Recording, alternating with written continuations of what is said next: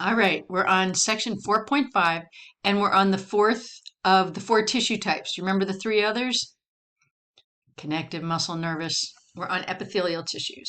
And so epithelial tissues, remember that these are the tissues that cover surfaces. And remember the connective tissues, we had cells and matrix. We had stuff in between the cells.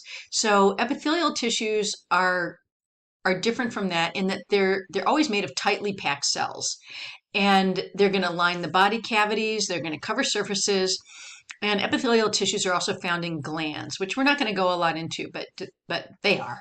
So, and I put these two pictures here just to to remind you that when we think of epithelial tissues, most of us will think about skin, and the surface of the skin is an epithelial tissue. Excuse me. But the surface of the lungs also has epithelial tissue. The inside of the lungs, the inside, the surface of the trachea, the inside of the trachea, all those things are surfaces, and they're going to have epithelial tissues on them. So they're going to protect those surfaces. They're anchored by a basement membrane on one side and are free on the other side. I'll show you a picture that illustrates that. So the epithelial tissues are attached to the body, or attached to the underlying tissues by this basement membrane, which is kind of a chemical substance.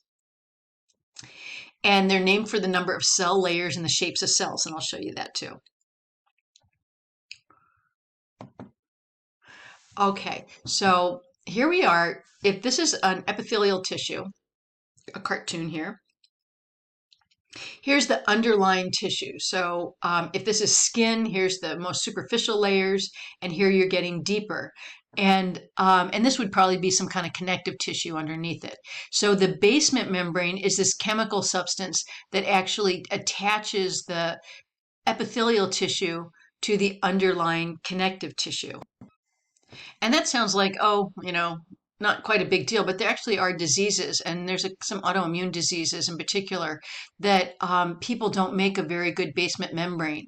And so if it's happening in your kidneys, it means your kidneys aren't going to work very well. If it's happening in your skin's going to, the integrity of your skin is severely compromised. I mean, these are really serious deadly diseases. So the basement membrane is really important that these epithelial tissues stay attached to the underlying layer. The other thing important about epithelial tissue is just how they're named. And there's three cell types. There's squamous, which are flat, cuboidal, where the cells are cube shaped, and columnar, where the cells are column shaped. They're shaped elongated. And then they can be simple, meaning they're in one layer. So we can have simple squamous epithelium, simple cuboidal, or simple columnar. Or they can be in layers, and layers means stratified. So they can be layers of flat cells, stratified squamous, layers of cuboidal cells, stratified cuboidal, or layers of columnar cells, stratified columnar. And there's another one, but I'm not going to go into it right now. Get me out of here. All right. Yeah, and I just wanted to give you some examples of how those shapes of those cells, the number of layers and the shapes, give the different epithelial tissues unique functions.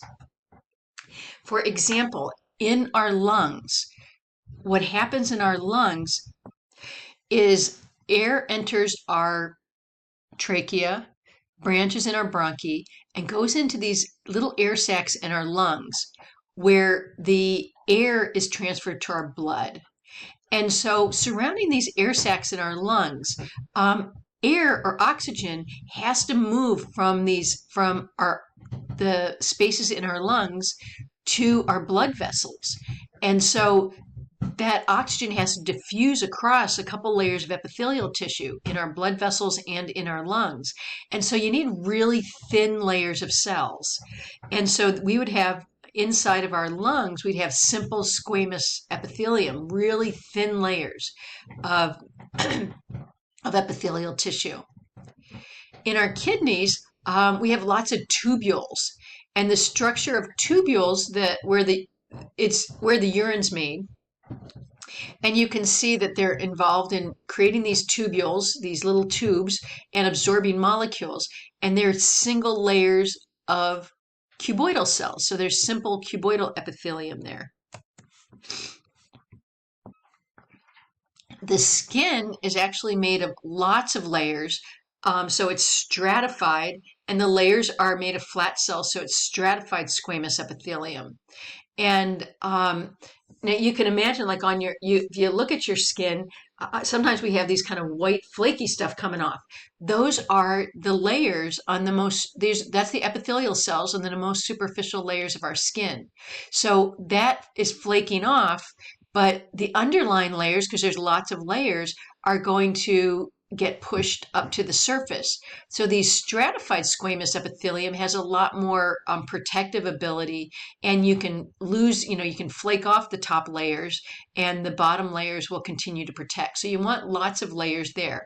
So that would be stratified squamous. So the kind of the structure of the epithelial tissue is going to reflect what the needs are for that particular part of the body. There's a couple questions here, and hopefully you can get those. They're in your book. The answers are in your book. The last two things we're going to do in this whole chapter is just to look at some organ systems and just talk a little bit about homeostasis. So it says summarize the function of each organ system in the human body. So when we were looking at the levels of complexity, we got from atoms to molecules to macromolecules to organelles to cells to tissues, and multiple tissue types that work together performing a common function are called organs. And the organs each have a distinct shape. Even little kids get some experience figuring out, what's a heart, what's a kidney, what's the stomach look like. Organs are pretty recognizable. So more than one tissue performing a common function. For example, the stomach, it has muscle, it has nervous tissue, it has epithelial tissue, it's got connective tissue, it's got all the different kinds of tissues forming that one organ. And then the organs are going to function together to make the organ systems. And and I have here that some organs are involved in the function of one or more organ system. So a lot of what we're going to talk about for the rest of the semester are the organs and the organ systems. What I'd like you to do is be able to recognize the function of all the organ systems. So there is a list, there's pictures in your book of all the organ systems. I have some here. And I'll let you look over that rather than me giving you too much information. But look over theirs, be able to match a function of an organ system to the organ system. Integumentary is the skin. It's going to protect the body. Provide covering. You can receive sensory input. The cardiovascular, we'll spend some time on that. The heart and all the blood vessels. We're not going to spend any time on the lymphatic system, although it's pretty interesting. But if you take A&P, you'll get more of that. And that is involved in defense against pathogens. We'll spend some time on digestive system, talking about how our food is processed through our digestive tract. We'll spend some time on respiratory system, how we get oxygen into our body and remove carbon dioxide waste. Urinary, we touch on it a little bit, removes the chemical waste in our body through our kidneys.